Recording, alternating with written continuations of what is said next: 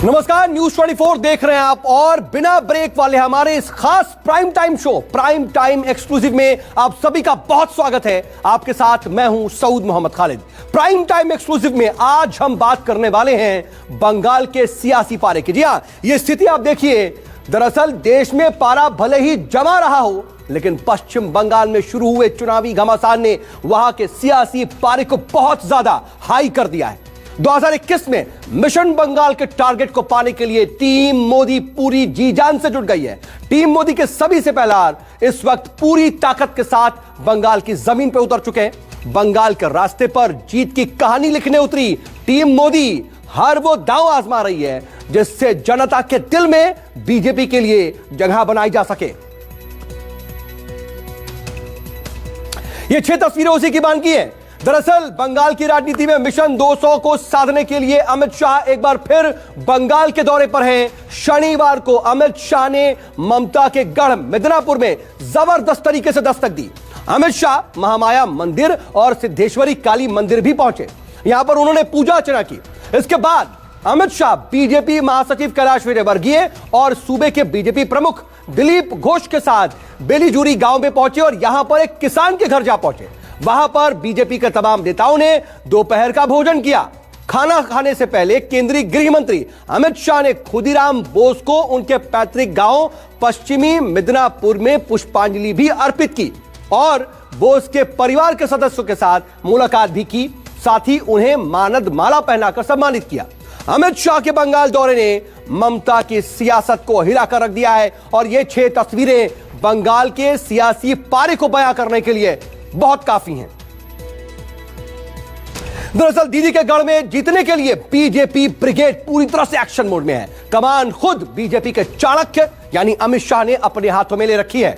अमित शाह ने बंगाल दौरे के पहले दिन एक किसान के घर पहुंचकर दोपहर का भोजन किया। शाह ने बंगाल पहुंचकर किसान के घर खाना खाकर बंगाल के वोटरों को तो साधा ही, लेकिन साथ ही दिल्ली में बॉर्डर पर बैठे किसानों को भी क्लियर मैसेज देने की कोशिश की कि बीजेपी किसानों के साथ है।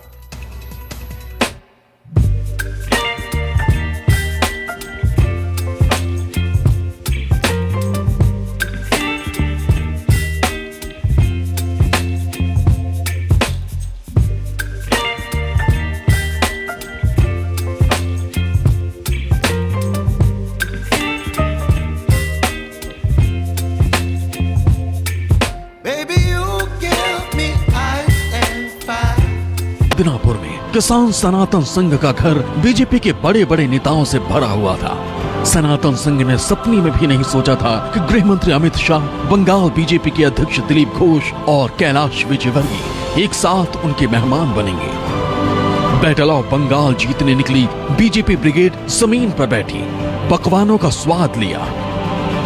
संदेश साफ था, लड़ाई इस बार आर पार की है।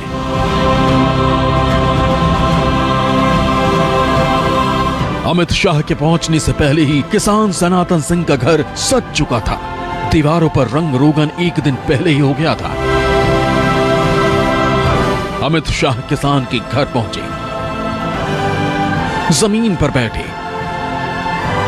और खाने का सिलसिला शुरू हुआ।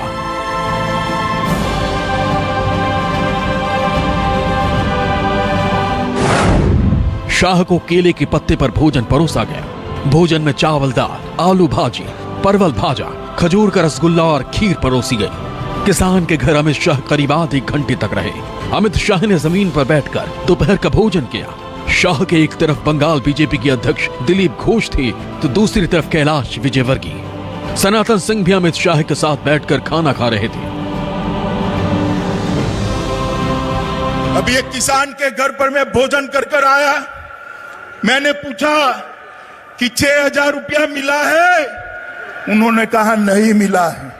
मैंने बोला एक घर कहां से बना है, कब बनाया, कहां से लोन ली? तो उसने कहा लोन नहीं ली, मोदी जी ने प्रधानमंत्री आवास योजना का घर मुझे दिया है, इसमें बैठकर आप भोजन करें। खाना खाने के बाद अमित शाह समेत दूसरे बीजेपी नेताओं ने किसान परिवार के साथ तस्वीरें खिंचवाई। आप दादा जिस तरह से आए थे अमित शाह ने, आप कैसे लगा कि उनके साथ में आपके पिताजी ने बैठकर खाना खाया, कैसा महसूस किए? बहुत ही अच्छा लगा। मैंने अभी तक ऐसा कल्पना भी नहीं किया था जो इतना बड़ा आदमी हमारे जैसे घर में आके जो भोजन करेंगे। मुझे बहुत अच्छा लगा। गृह मंत्री की ये वो सियासी थाली थी जो बड़ा संदेश दे रही थी। एक तरफ अमित शाह ने किसान के घर जाकर बंगाल के वोटर को साधने की कोशिश की है, तो दूसरी तरफ एक किसान के घर जाकर उन किसानों को क्लियर मैसेज देने की कोशिश की है जो कृषि कानूनों को लेकर दिल्ली के बॉर्डर पर बैठे हुए हैं। अमित शाह 2 दिन के बंगाल दौरे पर हैं। पहले दिन अमित शाह ने किसान के घर भोजन करने के बाद सूबे की टीएमसी सरकार पर चुन चुन कर हमला किया। एक बार आपने 3 दशक तक, जरा सुनो भैया, 3 दशक तक कांग्रेस को मौका दिया है या नहीं दिया? दिया है ना? कम्युनिस्ट को 27 साल मौका दिया है या नहीं दिया? ममता दीदी को 10 साल दिया है या नहीं दिया? एक 5 साल भारतीय जनता पार्टी को दे दीजिए, हम बंगाल को सोनार बांग्ला बनाकर रहेंगे। रविवार को भी अमित शाह दीदी के घर में हुंकार भरेंगे। 10 साल से सत्ता पर काबिज ममता बनर्जी को सीधी चुनौती देंगे। रविवार को अमित शाह का रोड शो होगा, जिसको सफल बनाने के लिए बीजेपी कार्यकर्ताओं ने पूरी ताकत झोंक दी है। रविवार को अमित शाह विश्व भारती यूनिवर्सिटी में कार्यक्रम करेंगे। शाह का दोपहर का भोजन बाउल सिंगर के घर होगा। दोपहर में हनुमान मंदिर से बोलपुर चौराहे तक रोड शो होगा। शाम को अमित शाह प्रेस कॉन्फ्रेंस करेंगे। बीजेपी ने बंगाल जीतने के लिए एड़ी चोटी का जोर लगा दिया है। बीजेपी की पूरी ब्रिगेड एक्शन मोड में आ चुकी है। भारत माता की। अमित शाह की रैलियां सिर्फ बैटल ऑफ बंगाल का ट्रेलर है। बंगाल की असली फिल्म उस दिन दिखेगी जिस दिन पीएम मोदी बंगाल में खुद मोर्चा संभालेंगे। Bureau report, news 24। भले ही असली फिल्म प्रधानमंत्री मोदी के पहुंचने पर शुरू होगी, लेकिन गृह मंत्री के पहुंचने पर भी यहां का सियासी पारा जबरदस्त उबाल पर है। बंगाल में अगले साल दरअसल चुनाव हैं, लेकिन उथल पुथल का दौर महीनों पहले से शुरू हो चुका है। बंगाल के राजनीतिक ताश की गड्डी की तरह हो चुकी है। जी हां, बंगाल की जो राजनीति है इसी तरह है। एक तरफ जहां मोदी बीजेपी को बंगाल फतेह करवाकर बंगाल के बादशाह बनना चाहते हैं, तो वहीं ममता अपनी गद्दी बचाकर लगातार तीसरी बार बंगाल की सीएम बनने का दावा कर रही हैं और यही स्थिति है। लेकिन बंगाल की राजनीति की ताश की गड्डी में शुभेंदु अधिकारी गुलाम का पत्ता बनकर के सामने आए, कुछ इसी तरह से। जी हां, जो पहले टीएमसी के साथ थे और अब बीजेपी के साथ जुड़कर एक कार्यकर्ता की तरह काम करने की बात कर रहे हैं। लेकिन क्या यह गुलाम खेल बिगाड़ेगा? लेकिन दूसरी तरफ बंगाल की राजनीति में 4 इक्के हैं, इन्हें भी देख लीजिए। एक बीजेपी के कैलाश विजयवर्गीय, दूसरे टीएमसी से बीजेपी की तरफ मुड़ने वाले मुकुल रॉय, इसके अलावा बीजेपी के दिलीप घोष और साथ ही टीएमसी नेता और ममता बनर्जी के भतीजे अभिषेक बनर्जी। ये 4 इक्के इस वक्त आपको दिख रहे हैं।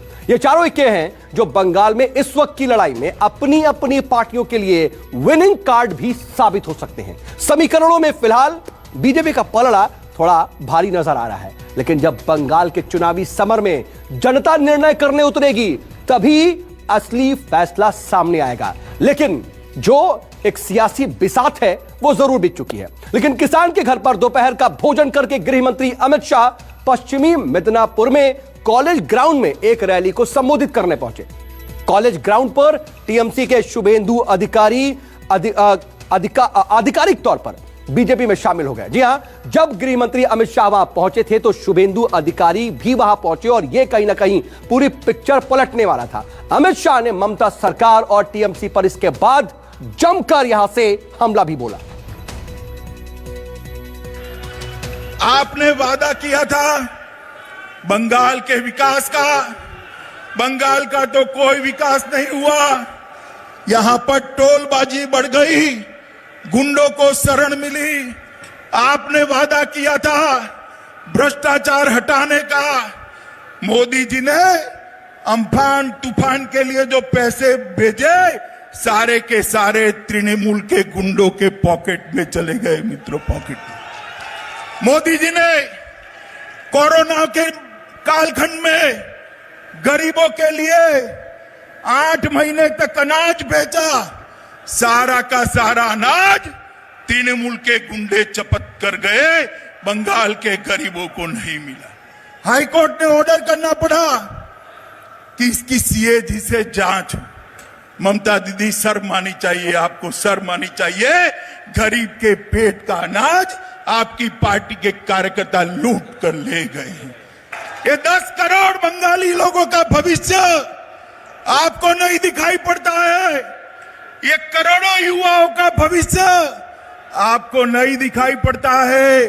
आपकी नजर में अपना भतीजा है, कब इसको मुख्यमंत्री बना दे, कब इसको मुख्यमंत्री बना दे। दीदी, ये तो शुरुआत है, चुनाव आते आते आप अकेली रह जाएगी। मित्रों, देश भर में जो गरीब आदमी है, उसको 5 लाख रुपए तक की सभी स्वास्थ्य सुविधाएं free of cost Narendra Modi ji देते हैं। बंगाल के गरीबों को मिलनी चाहिए या नहीं मिलनी चाहिए? जरा बोलिए, जोर से बोलिए, मिलनी चाहिए या नहीं मिलनी चाहिए? ये ममता दीदी है तब तक बंगाल के गरीबों को आयुष्मान भारत योजना का फायदा नहीं मिलेगा। मुझे बताइए, बंगाल के किसान को 6,000 रुपया मोदी जी जो भेज रहे हैं, वो मिलना चाहिए या नहीं मिलना चाहिए? जोर से बोलो, मिलना चाहिए या नहीं मिलना चाहिए? मगर किसान भाइयों, जब तक आप ये तृणमूल कांग्रेस को उखाड़ कर नहीं फेंक देते, आपको ये 6,000 रुपया नहीं मिलने वाला। तो आपने बंगाल में शाह की हुंकार सुनी, लेकिन शाह दूसरी बार बंगाल पहुंचे तो वहीं तृणमूल समेत कई पार्टियों के जो तमाम दिग्गज हैं, उनको बीजेपी में उन्होंने शामिल कर लिया। बंगाल चुनाव में उतरने से पहले ममता बनर्जी को कई बड़े झटके अब तक लग चुके हैं। टीएमसी में बागियों की एक पूरी फौज खड़ी हो गई है। बागियों की यह फौज चुनाव में ममता का खेल बिगाड़ सकती है, तो बंगाल में कमल खिलाने में भी अहम भूमिका निभा सकती है। आपको एक एक करके दिखाते हैं ममता के वो कौन से बागी हैं जो अब बीजेपी में शामिल हो चुके हैं।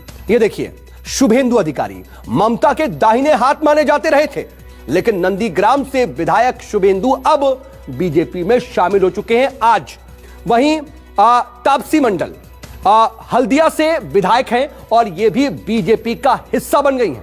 आपको बता दें कि इसके अलावा तामलुका से विधायक अशोक डेंडा भी हैं, जो कि पुरुलिया से विधायक सुदीप मुखर्जी, वर्धमान से विधायक साइकत पांजा, ये तमाम लोगों की जो फहरिस्त है।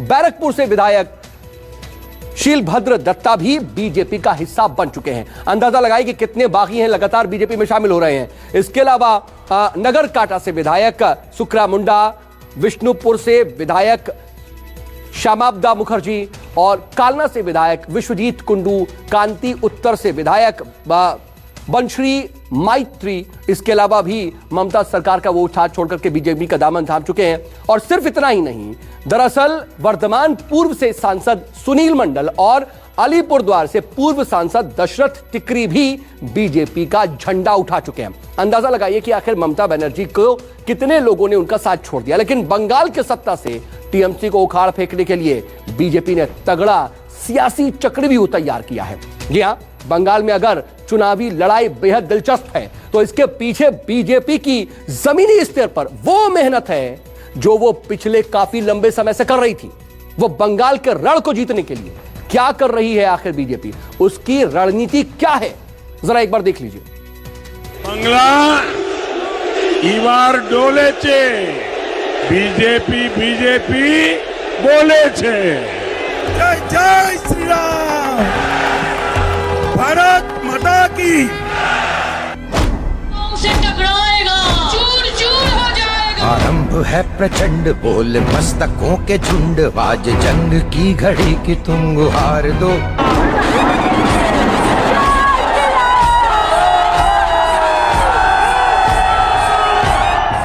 पीएम मोदी का बड़ा प्लान, बंगाल में सियासी घमासान। आप ये जितना प्रचंड मोदी मोदी करते हैं ना, जंग की उतना ही किसी की नींद उड़ जाती है। घड़ी शान या की जान का हो दान, आज एक धनुष के बाण पे उतार दो। ममता के घर में मोदी की स्पेशल 7 की एंट्री। भारत माता की, के झुंड आज भारत माता की। आन बान शान या की धनुष के बाण पे उतार दो, आरंभ है प्रचंड। कदम कदम पर टक्कर है, बंगाल की जंग बहुत भयंकर है। मन करे सो प्राण ले, जो मन करे सो प्राण ले, वही तो एक सर्वशक्तिमान है। बंगाल चुनाव में भले ही कुछ महीनों का वक्त हो, लेकिन दीदी के गढ़ में खलबली मची हुई है। बैटल ऑफ बंगाल में इस बार आर पार की लड़ाई है। 10 साल से बंगाल की सत्ता पर काबिज ममता बनर्जी को बुखार फेंकने के लिए बीजेपी ने पूरा जोर लगा दिया है। बीजेपी की रैली से लेकर रणनीति तक इतनी सटीक है कि ममता बनर्जी के चेहरे पर शिकन नजर आने लगी है। बंगाल को जीतने के लिए बीजेपी पिछले 2 साल से काम कर रही है। हर इस पॉइंट पर वर्क हो रहा है जो ममता सरकार की कमजोरी रही है।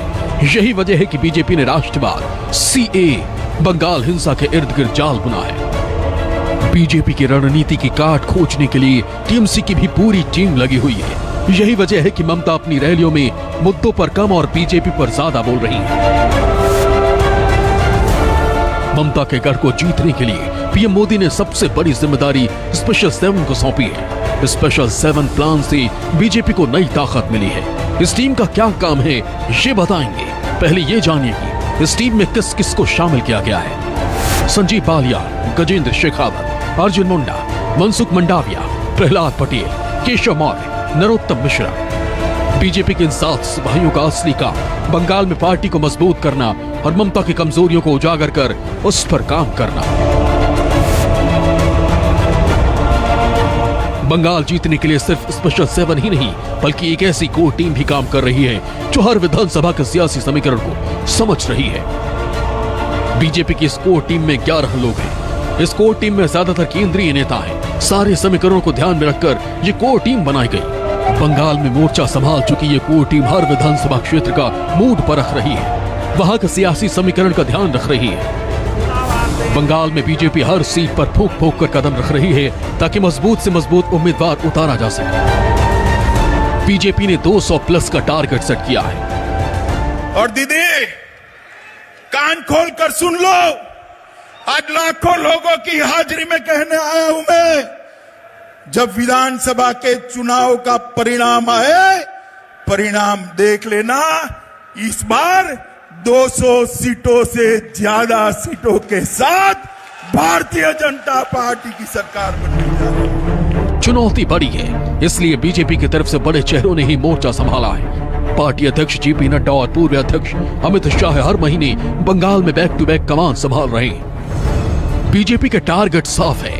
इससे न सिर्फ बंगाल में बीजेपी अपनी रणनीति को पुख्ता कर रही है बल्कि समर्थकों के साथ ही मतदाताओं को भी खास संदेश दे रही है। আমাদের সবার পরিশ্রমে বাংলার উন্নয়ন হোক, পুরনো বাংলা ফিরে আসুক। সেই শ্যামাপ্রসাদ, ডাক্তারজি, রামকৃষ্ণ, রামমোহন, বিবেকানন্দ, নেতাজির যে বাংলা, সেই বাংলা তৈরি করতে চাই। এখানে সিমি, জামাত, আল কায়দার বাংলা তৈরি হতে যাচ্ছে। পশ্চিম বাংলাকে পশ্চিম বাংলাদেশ তৈরি করার চক্রান্ত চলছে। জেলায় জেলায় বম ফাটছে, বন্দুকের কারখানা পাওয়া যাচ্ছে, মহিলারা ধর্ষিতা হচ্ছেন, চুরি ডাকাতি লুটপাট হচ্ছে, মানুষ খুন হচ্ছে, কোনো প্রতিকার নেই, পুলিশ চুপচাপ দাঁড়িয়ে দেখছে। बीजेपी बड़ी लड़ाई में उतरने से पहले हमेशा एक खास नारे के साथ सामने आती है।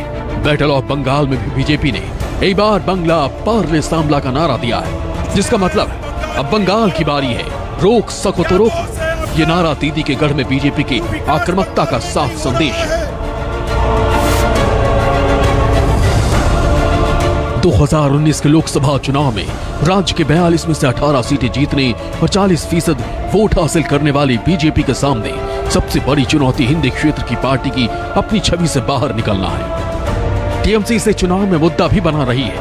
बंगाल के लोगों में अपनी अस्मिता और नायकों को लेकर गहरा और भावनात्मक लगाव है। यही वजह है कि पीएम मोदी से लेकर अमित शाह और जेपी नड्डा वक्त वक्त अपने भाषणों में चैतन्य प्रभु, रामकृष्ण परमहंस और स्वामी विवेकानंद का जिक्र करना नहीं भूलते। बंगाल की भूमि से निकले महान व्यक्तित्वों ने जब जैसी आवश्यकता पड़ी शस्त्र और शास्त्र से, त्याग और तपस्या से मां भारती की सेवा की है। बंगाल की माटी को अपने माथे से लगाकर जिन्होंने पूरी मानवता को दिशा दिखाई, उनसे रामकृष्ण परमहंस, स्वामी विवेकानंद, चैतन्य महाप्रभु, श्री अरविंदो, बाबा लोकनाथ, श्री ठाकुर अनुकूल चंद्र, मां आनंदमयी, ऐसे अनगिनत ऋषि परंपरा के महानुभावों को, महर्षियों को, तपस्वियों को आज मैं आदरपूर्वक नमन करता हूं। बीजेपी की रणनीति ने बंगाल के सियासी युद्ध को बेहद दिलचस्प बना दिया है, लेकिन इतना साफ है कि पीएम मोदी की टीम बंगाल में जिस तरह आक्रामक प्रचार कर रही है, उससे ममता के चेहरे का रंग फीका नजर आने लगा है। पूछने आया हूं बंगाल के युवाओं को, क्या दोष है आपका? क्यों विकास बंगाल में नहीं हो रहा है? Bureau report, news 24। बंगाल के जी हां, बंगाल में सियासी लड़ाई अपने शबाब पर पहुंचते दिख रही है, लेकिन बिहार में सरकार बनाने के बाद टीम मोदी डबल जोश के साथ बंगाल की सियासत पर जमने के लिए मैदान में सीधे सीधे कूद पड़ी है। और इस राजनीतिक रस्साकशी में बीजेपी और ममता कई मुद्दों पर सीधे सीधे आमने सामने हैं। पश्चिम बंगाल में बीजेपी ममता सरकार को हिंदू विरोधी बताकर एक बड़े हिंदू वोट बैंक को अपनी तरफ करने की कोशिश में है, तो वहीं दूसरी तरफ ममता बनर्जी सेकुलर राजनीति के जरिए बंगाल में हैट्रिक लगाने का दावा कर रही हैं। जरा देखिए कि आखिर स्थिति क्या है, दोनों अपनी अपनी विजात कैसे चल रहे हैं। पश्चिम बंगाल की राजनीति में राम नाम की गूंज भी साफ सुनाई पड़ रही है। लोकसभा चुनाव के दौर से ही बीजेपी जय श्री राम के नारे का विरोध करने पर ममता सरकार पर हमलावर है, तो वहीं ममता बनर्जी जय श्री राम के नारे को लेकर के कई बार तल्खी दिखा चुकी है और लगातार हमलावर होती बीजेपी इन सबके बीच ममता को भी जय श्री राम का नारा लगाने पर मजबूर कर रही है। उन सबके बीच की स्थिति यह भी कि बंगाल की राजनीति में हिंसा बहुत पुरानी रवायत रही है और बीजेपी ने राजनीतिक हिंसा के लिए ममता की पार्टी टीएमसी को जिम्मेदार ठहराने की सीधे तौर पर रणनीति पर वो काम कर रही है।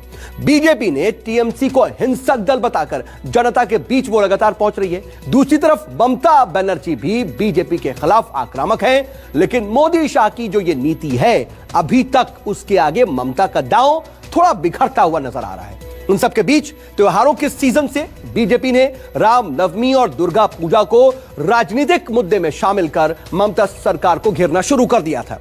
बीजेपी की इस रणनीति ने भी ममता बनर्जी को बैकफुट पर ला खड़ा किया था। रामनवमी और दुर्गा पूजा के मुद्दे पर ममता बनर्जी ने सॉफ्ट राजनीति ही की और बीजेपी को इससे हमलावर होने का और ज्यादा मौका ही मिला। लेकिन इधर पश्चिम बंगाल में चुनाव में एनआरसी का मुद्दा भी सिर चढ़ करके बोल रहा है। एक तरफ बीजेपी एनआरसी के मुद्दे पर तृणमूल कांग्रेस को राष्ट्र विरोधी बता रही है, तो दूसरी तरफ एनआरसी पर ममता बनर्जी खुलकर केंद्र का विरोध कर रही हैं, नाराजगी जता रही हैं। वहीं लोकसभा चुनाव में पश्चिम बंगाल से जबरदस्त प्रदर्शन करने वाली बीजेपी ने विधानसभा चुनाव में 200 प्लस सीटों का टारगेट सेट कर लिया है और बीजेपी 200 सीटों पर वोटों का ध्रुवीकरण कर बंगाल का किला फतह करना चाहती है, जबकि टीएमसी मुस्लिम बाहुल 90 सीटों पर अच्छा प्रदर्शन कर बंगाल पर तीसरी बार जीत की उम्मीद कर रही है। लेकिन इन सब के बीच मोदी के मिशन बंगाल की स्ट्रेटजी पर ममता बनर्जी कहीं से भी हावी होती नजर नहीं आ रही है। कम से कम फिलहाल की स्थिति यही है। इधर मोदी की बंगाल विजय की जो रणनीति है उसे तो आपने देखा, बीजेपी की पूरी तैयारी देखी, लेकिन ममता बनर्जी ने भी मोदी के बंगाल प्लान को फेल करने में पूरा जोर लगा दिया है। दीदी ने यह कैसे किया, अब जरा यह समझ लीजिए। दरअसल ममता बनर्जी ने बंगाल के लिए केंद्र सरकार की एक तरीके से हर योजना में रोड़ा डाला। पूरी लिस्ट आपको दिखाते हैं। सबसे पहले देखिए, यह है स्मार्ट सिटी योजना। मोदी सरकार ने 2015 में स्मार्ट सिटी योजना का ऐलान किया था। इसके लिए कोलकाता विधान नगर और न्यू टाउन को चुना गया था, जो कि मोटे तौर पर कोलकाता के ही एक्सटेंशन माने जाते हैं। लेकिन ममता सरकार ने खुलकर इसका विरोध किया। राज्य सरकार ने इसके लिए सीधी दलील दी कि इससे राज्य का असमान विकास होगा। इसके बाद केंद्र सरकार नदी जोड़ो परियोजना लेकर आई। इसकी स्थिति देखिए। इसके तहत मानस, संकोश, तीस्ता और गंगा नदियों को जोड़ने का प्लान बनाया गया। प्लान के तहत सिंचाई, पानी, जो पीने का पानी है और बाढ़ नियंत्रण का जो इंतजाम है वो किया जाएगा। लेकिन पश्चिम बंगाल सरकार ने इस परियोजना का भी जमकर विरोध किया। ममता बनर्जी इस हद तक अड़ गई कि केंद्र को बाकायदा उन्होंने जो चिट्ठियां केंद्र ने लिखी उसका उन्होंने जवाब भी नहीं दिया। इसके अलावा केंद्र सरकार के कॉमन इंजीनियरिंग एंट्रेंस प्लान का भी ममता सरकार ने पुरजोर विरोध किया। मोदी सरकार की दलील थी कि देश में एक इंजीनियरिंग एंट्रेंस परीक्षा ही होनी चाहिए, राज्य में होने वाली परीक्षाएं खत्म कर दी जाएं। लेकिन पश्चिम बंगाल के शिक्षा मंत्री ने इसका विरोध किया और इसमें केंद्र को बाकायदा चिट्ठी लिखी। यह कहा कि राज्य के अधिकारों का यह हनन है। इसके अलावा की स्थिति भी जरा आप देख लीजिए। ममता सरकार ने स्वच्छ भारत सर्वेक्षण का भी खूब विरोध किया और इस सर्वेक्षण में देश के 500 शहरों का सर्वेक्षण हुआ। स्वच्छता के आधार पर बाकायदा सूची बनाई गई, लेकिन पश्चिम बंगाल के 60 शहरों ने इसमें हिस्सा ही नहीं लिया। बंगाल ने अपनी मिशन निर्मल बंगला योजना चला दी। स्थिति देख लीजिए। वहीं डेटा शेयरिंग पर भी केंद्र और पश्चिम बंगाल सरकार में खूब ठन चुकी है। हर राज्य सरकार जो है वो केंद्र से डेटा शेयर करता है और राज्य के हर सरकारी विभाग अपना डेटा केंद्र के संबंधित विभाग से शेयर करते हैं। लेकिन ममता सरकार ने विभागों को डेटा शेयरिंग बंद करने के निर्देश दिए। आरोप लगाया गया कि मोदी सरकार राज्य के डेटा का गलत इस्तेमाल करती है। ये तमाम स्थितियां हैं और इसी को लेकर के रस्साकशी और ज्यादा बढ़ती जा रही है। लेकिन बंगाल में जुबानी घमासान भी अपने चरम पर है। एक तरफ बीजेपी के तमाम दिग्गज सीधे ममता सरकार पर हमलावर हैं, तो ममता भी हर किसी को करारा जवाब देने में बिल्कुल पीछे नहीं है। राजनीति के जानकारों का भी यह मानना है कि जैसे जैसे चुनाव का दिन नजदीक आता जाएगा वैसे वैसे जुबानी हमलों का यह वार पलटवार भी और तेज होगा। आइए अब आपको सुनाते हैं मोदी ब्रिगेड बनाम ममता बनर्जी के बीच वार पलटवार की ऐसी जुबानी जंग जिसने बंगाल चुनाव को बेहद दिलचस्प बना दिया है। ये भाजपा ही है जिसने बंगाल में हो रहे अत्याचार के खिलाफ सबसे पहले आवाज उठाई। यहां दुर्गा पूजा को लेकर दिक्कत है, सरस्वती पूजा को लेकर दिक्कत है, जय श्री राम बोलना भी यहां गुनाह हो गया है। बंगाल की जनता कुछ वर्षों से इन बातों से बहुत ज्यादा परेशान थी। इन विषयों को राष्ट्रीय पटल पर कौन लेकर के आया, कौन सी पार्टी आज बंगाल की आवाज बनी है, इसका जवाब एक ही है और वो है भारतीय जनता पार्टी। हिंदू मुसलमान आलादा हो जाओ, दांगा लागाले हिंदुओ लागाबेन ना, मुसलमानও লাগাবেন না। আরএসএস এর কিছু লোক হিন্দু সেজে আসছে আর দু একটা মুসলিম সাজিয়ে আরএসএস এর লোককে ড্রেস পরে পাঠাচ্ছে, এটা মাথায় রাখবেন। তাহলে বলুন আমার সাথে, চাই না চাই না, বিজেপি কে চাই না, अन्ना अन्ना, बीजेपी के चाई ना। कितने लोगों को मारूं, ये लाखों लोगों की भीड़ देख लीजिए दीदी। पूरी बंगाल आज आपके खिलाफ खड़ा हो गया है। पूरा बंगाल आपको हटाने के लिए एक साथ आ गए। मुझे बताओ भाइयों बहनों, बंगाल के अंदर परिवर्तन करना है या नहीं करना है? जोर से बोलो दीदी, तक आवाज जानी चाहिए। परिवर्तन करना है या नहीं करना है? दीदी सुन लीजिए आवाज, बंगाल की जनता की आवाज है। जब कोई मेडिसिन हम खरीदते हैं उसको एक एक्सपायरी डेट होता है, तो इनका एक्सपायरी डेट खत्म हो गया है। अभी आने वाला दिन में नया चीज होना है, नया सुबेरा होना है और एक साथ में हम लोग काम करेंगे, ये हमारा वादा है। तो सीधा वार पलटवार आपने देखा। लेकिन बंगाल में वैसे तो मोदी बनाम ममता की जो सीधी टक्कर है ये दिख रही है, लेकिन बिहार चुनाव के बाद एआईएमआईएम के असदुद्दीन ओवैसी और जेडीयू के नीतीश कुमार ने भी बंगाल चुनाव लड़ने का ऐलान कर चुनावों को और ज्यादा दिलचस्प बना दिया है। एक तरफ ओवैसी की नजर जहां बंगाल के मुस्लिम वोट बैंक पर है, तो जेडीयू बिहार में कोई साख को बंगाल चुनाव में वोट हासिल कर वापस पाना चाहती है। तो अब ओवैसी और जेडीयू किसे फायदा पहुंचाएंगे और किसे नुकसान, ये तो नतीजों के बाद ही पता चलेगा। लेकिन ओवैसी और नीतीश ने बंगाल विधानसभा चुनावों में बंगाल की जो जनता है उसको ज्यादा ऑप्शंस देने का काम जरूर कर दिया। नहीं, आप हिंदू है इसी के लिए हमारा 2 चौक है, और आप मुस्लिम है इसी के लिए आपको एक। मैं जब तक जिंदा रहूंगा मैं इलेक्शन लड़ता रहूंगा। बंगाल की फाइट में हर पार्टी को इंटरेस्ट है। क्या आप इस देश के नागरिक हैं नहीं है?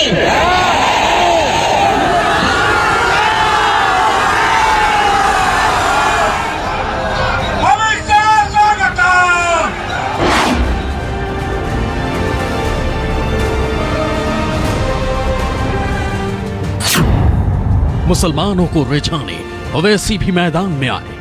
हमारे बंगाल को आ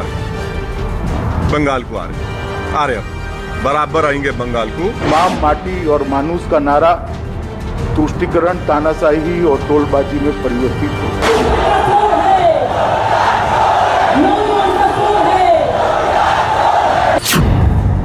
बिहार में नीतीश भरेंगे चुनावी जंग की हुंकार।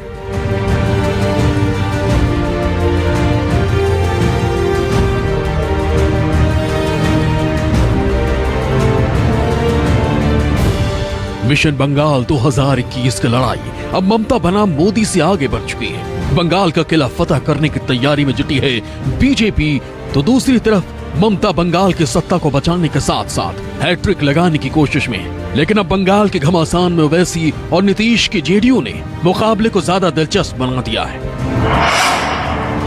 हैदराबाद निकाय चुनाव में जीत का जश्न मनाने के साथ ही ओवैसी ने बंगाल में चुनावी ताल ठोक दी है। एआईएमआईएम अब बंगाल के मुस्लिमों पर सियासी जादू चलाने की तैयारी में जुट गए हैं। पश्चिम बंगाल के मुर्शिदाबाद में टीएमसी, कांग्रेस और सीपीएम के सैकड़ों नेताओं और कार्यकर्ताओं ने हैदराबाद के चुनावी नतीजे आने के बाद ओवैसी की पार्टी ज्वाइन कर ली। मुर्शिदाबाद समेत मुस्लिम बाहुल्य 16 जिलों में ओवैसी की पार्टी ने सक्रियता बढ़ा दी है। पश्चिम बंगाल में ओवैसी की एंट्री टीएमसी, कांग्रेस और सीपीएम के लिए बड़ा संदेश है, क्योंकि तीनों दलों के लिए मुस्लिम ही बड़ा वोट बैंक है।